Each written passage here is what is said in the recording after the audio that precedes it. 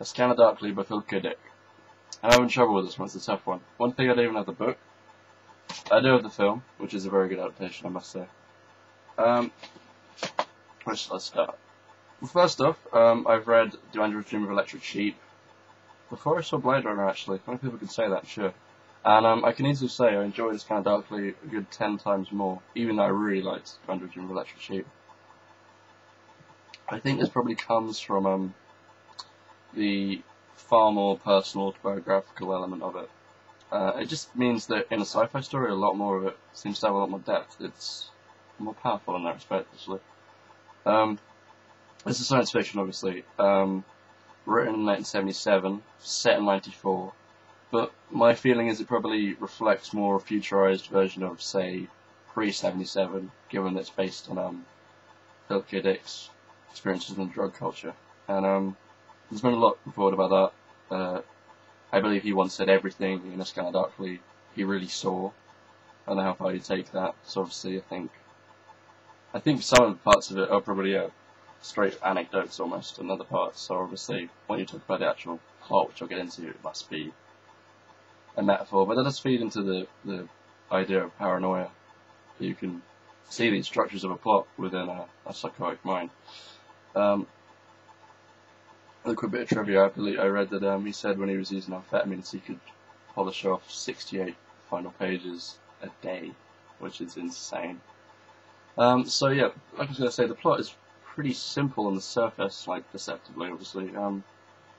Robert Arctor is a undercover narcotics agent who is obviously, on the one hand, monitoring these drug users, on the other hand, infiltrating them, being one of them in many senses. The book is based around this most deadly drug called Substance D, or death, or slow death.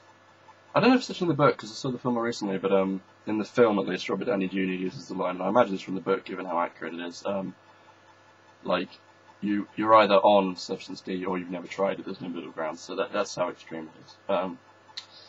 And the drug, it's obviously highly addictive, but also it breaks the corpus callosum in the middle of the two hemispheres of the brain. I know a bit about this because actually it mentions a study I did in psychology, Sperry's split hemispheres tests.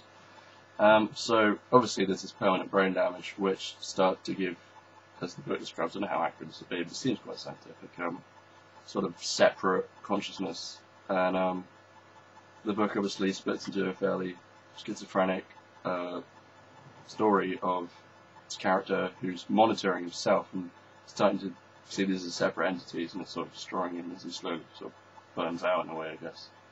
The other element of it is just in this society of drug users, the very paranoid atmosphere, and especially all the way the cognitive processes aren't quite working.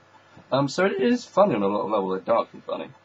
But I think the reason I wanted to read the book before the film, I was actually recommended the film, was when I realised this idea of paranoia that was written. I thought Philip Dick did a really good job of it.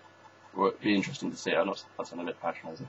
But reading it, the style of writing is really brilliantly done to convey these psychological effects as they sort of unfold in the story.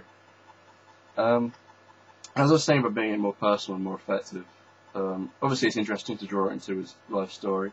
But there's just certain things I found that I didn't really get out of, say, Android Dream of Electric Sheep. Like the character of Donna, who's Rob Arctor's love interest in the sort of drug world.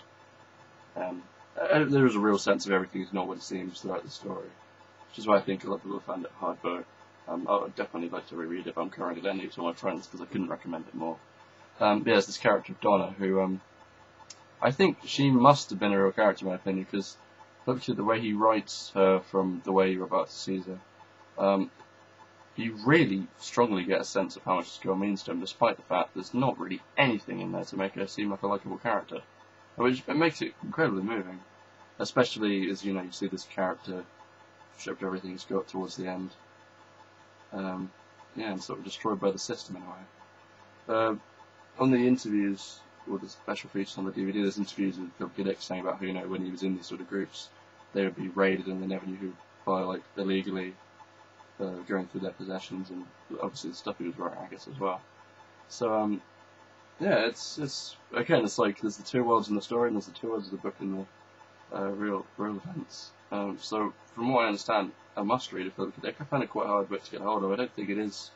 I mean, aside from the film, I don't think it really is considered one of his greatest books. But I'll certainly be reading more after this. And like I said, I found this quite a hard book to talk about because it's quite unique, complicated, but on the surface fairly simple. But I absolutely loved it, so I highly recommend it. And the film too, as a film lover. So yeah, cheers.